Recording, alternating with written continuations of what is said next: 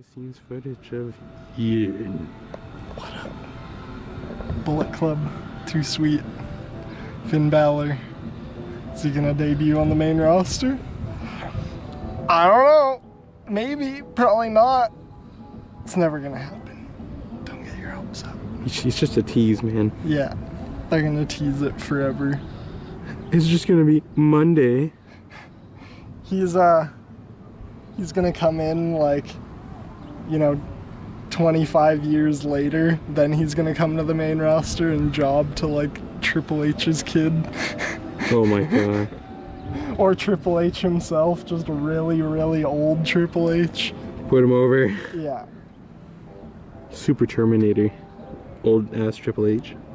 Yeah, cyborg Triple H with robot Shawn Michaels. You'll have some pistons to warm up the band for him. And that's too sweet.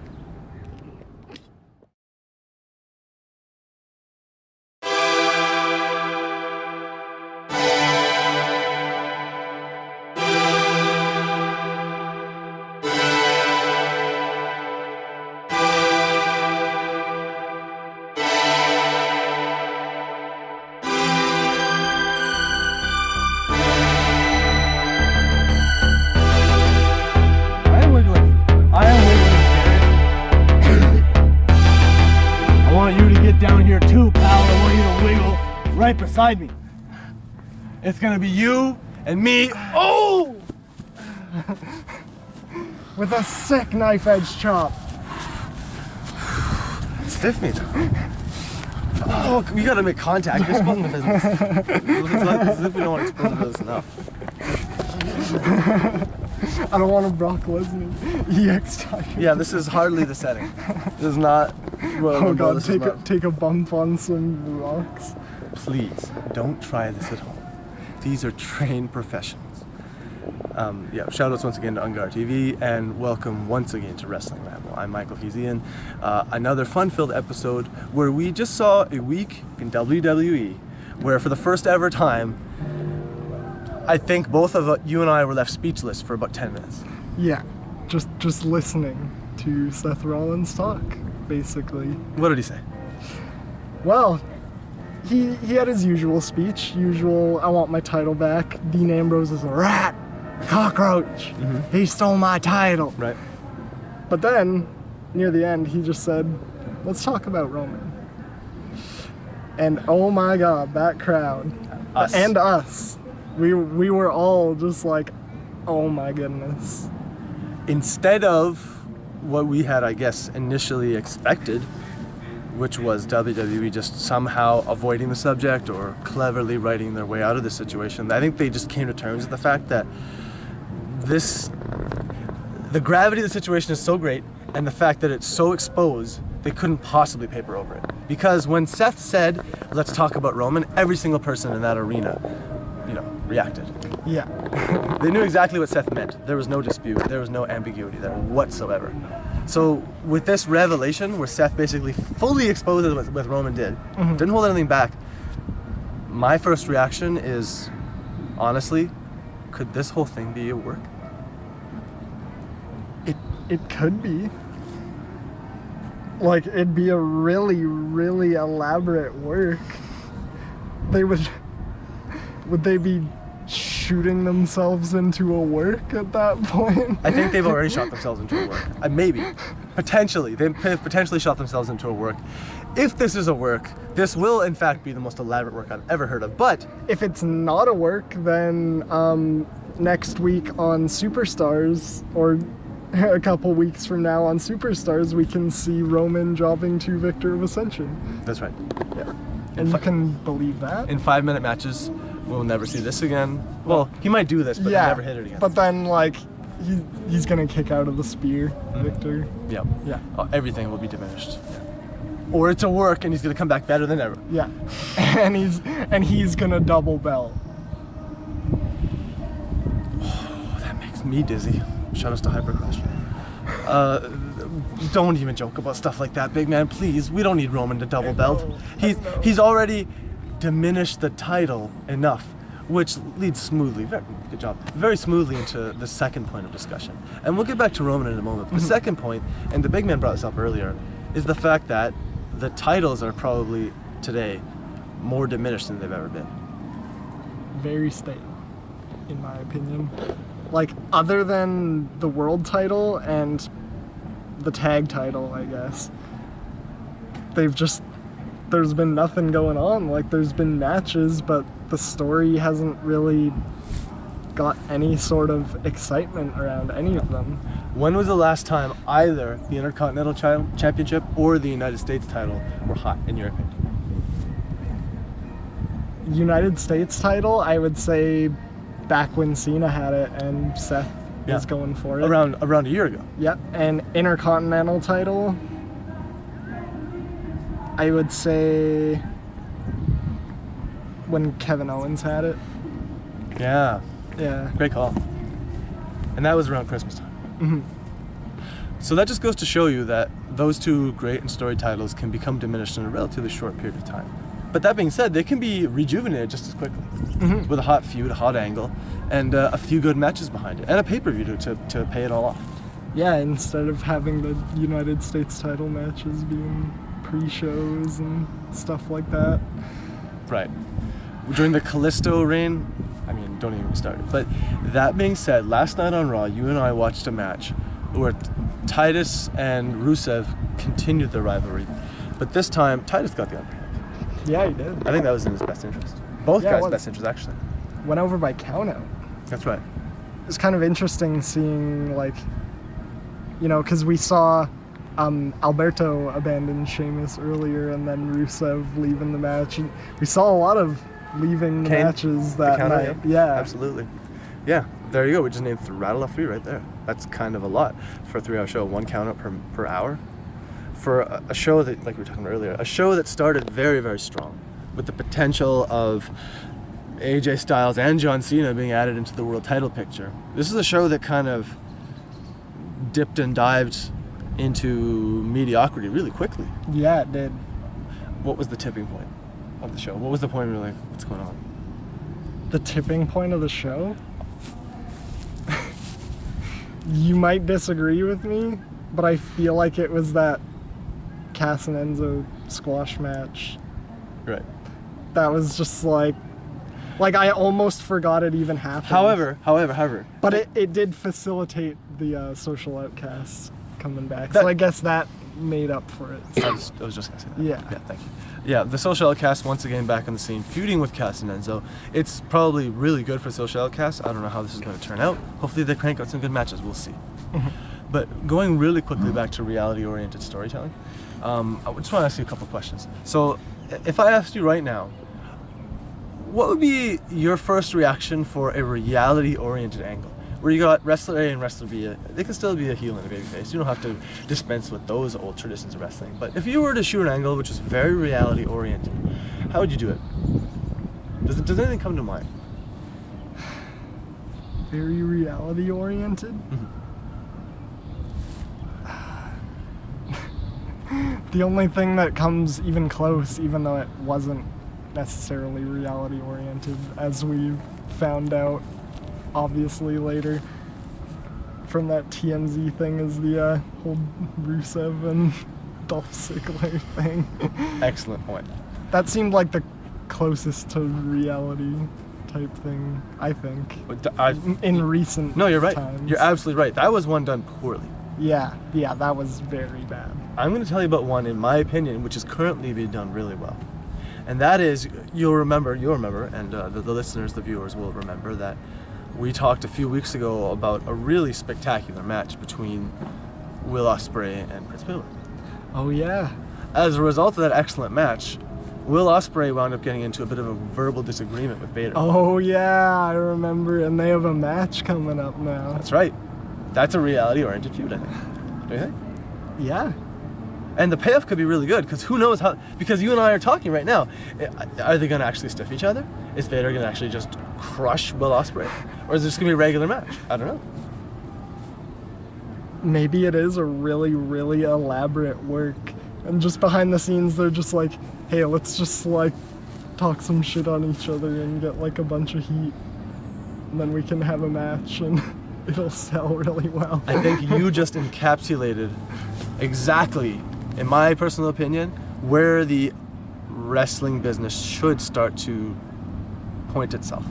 And that is in a direction where the feuds are born out of real life strife, or maybe perceived real life strife. Because you and I, in the case of all of these disputes, aside from Lana and Rusev, because that was pretty bad, all the other disputes, we're asking the question, is it a work or not?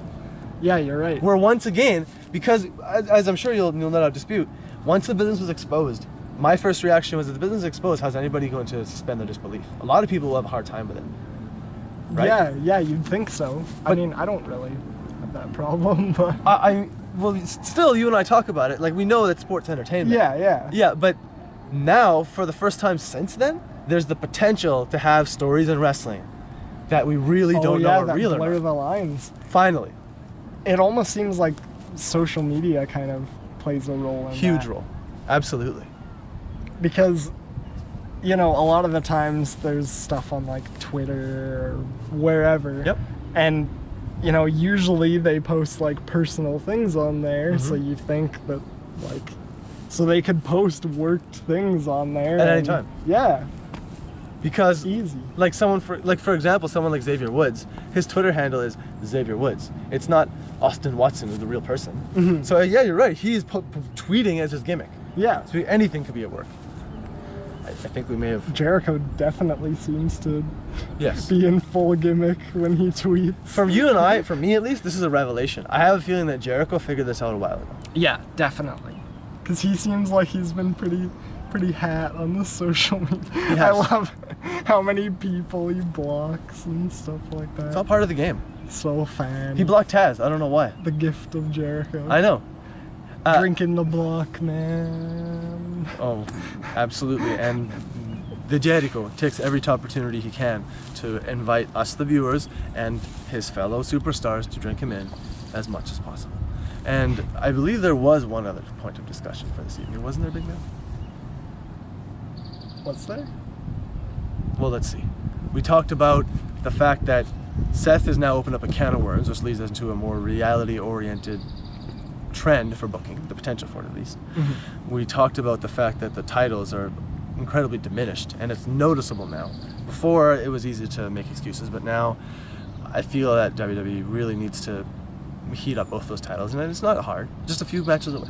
Yeah, and I still wonder if like maybe their focus is so much so on the brand split and the future that for now they're kind of just like, I don't know, I guess Titus O'Neil and Rusev for the US title, sure, let's go with that, I guess. If this show is about answering people's questions, you just answered mine, because that is exactly right. I mean, how could that not be the case? Once July 19th rolls around and we have new rosters and an entirely new direction, which I know you're really excited about, I am too. Once we have that, all these questions that I'm asking will be answered. But for now, I think they're just kind of in a holding pattern, to an extent, aside from the world title. Pretty much. So we'll see what the future has in store. But that being said, I think we can get right into our match of the week, don't you? Oh, yes. What was it, big man? Match of the week? I'd honestly have to say it was Dean versus AJ Styles on Raw. I'd have to agree with you. Yeah. Absolutely. And neither Lucha Underground nor NXT provided any really spectacular matches. No. SmackDown was pretty good, but like that's about it. Yeah. And yeah, from last night's Raw, Rollins versus Cena was a match we've seen many times over. But Ambrose versus Styles was, in my opinion, definitely also the match of the week. And I had never seen it before, and I have a feeling we're going to see it a lot more times to come. Yeah, it was really awesome up until, you know, the point of the very predictable run-ins. But it was still good, and hopefully my dreams will come true and I'll finally get to see Dean Ambrose versus Carl Anderson in a singles match. And hopefully he won't just, Carl Anderson, I mean, won't just job out hardcore like he did for John Cena, where it was basically just him being tossed around the ring for a good few minutes. Well, that, like so much else in WWE, is directly in the hands of the big man. Their big man, Vince McMahon. And Vincent Kennedy McMahon. And if the big hoss decides it's so, then it's going to be so. And I This is love, Vincent. It's his life. Praise it. And this big hoss is going to ask you a couple quick questions, and we are going to scoot off this hill. It's a lovely setting. I'm having a really nice time up here, but I'm getting Stiff me with those questions, brother. You got it, pal. Question number one. There's always has to be discussion about the women of WWE. And my only question this week, honestly, is post-brand split. Actually, no, let's go even further. Survivor Series. This is fall. Yeah. At Survivor Series, can you tell me what the women's main event match will be there? Well, I feel like that'll be tough to say because who knows what they're gonna do with the women's title during the brand split. Well, what's your reaction right now? Your gut reaction? My gut reaction? I don't know. Even my gut's confused because I'm like, I don't know if they're gonna split the title or if they're just gonna keep one. But I'm like, if they keep one, are they gonna like have it between the shows? So they gotta do two, but like, are they gonna finally do the women's tag division? Makes sense now. Yeah. We have enough superstars to do it. Definitely, but Can you just tell me the first thing that pops in your head? Survivor Series. Survivor Toronto. Series.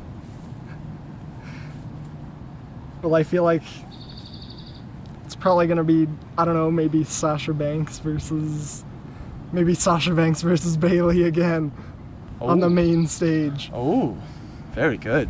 Because Sasha Banks is definitely gonna be the champion sometime soon. And Bailey is definitely going to be on the WWE main roster very soon. Yeah. I couldn't agree more. So, only one last question to take us home. The Demon. The Demon. What is Finn Balor going to do when he gets to the main roster? I want you to pitch me his first, I don't know, like his introduction sequence on the main roster. How's it going to go down? I mean, if it does happen, because I mean, who knows if it will. It's got to be something with the club. I feel like something club related. That'd be the biggest wasted opportunity in history. Otherwise. Yeah, Yes, yeah. it would be. But who knows if he's gonna be like, you know, hunting them, be like Sting-esque, or if he's going to captain them, like Seth Rollins for the New Day. Except he's actually gonna fit in there. Well, I mean, Seth did fit in, but you know what I mean. Yeah, he has a past story. Yeah, no, that makes perfect sense, but this is my pitch. Yeah. We got a match. Well, this is how it's going to start. We got a champ. On my shoulder. On my shoulder. I'm not the biggest guy. He's not the biggest guy.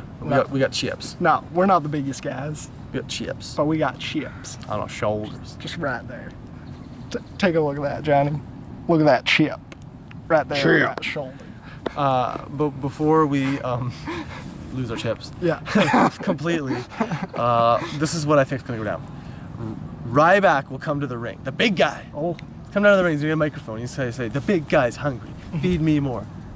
Demon comes out. Demon does all the moves, and I mean all the moves to Ryback. so that can begin his series of squash matches? Yes. He's going to get the Nakamura program, Oh, yes. where he gets month after month of job matches. Very short, very violent job matches. Holy shit, like, when Nakamura gets to the main roster, how long before he gets, like, right to the top? Well, see, because he will have already been through the Nakamura program, he won't need to go through the Nakamura program again. He'll get so to he'll just go right to the top. He'll be like, Yes. Brock Lesnar. I'm seriously, that is literally exactly what's going to happen. I'm not even kidding.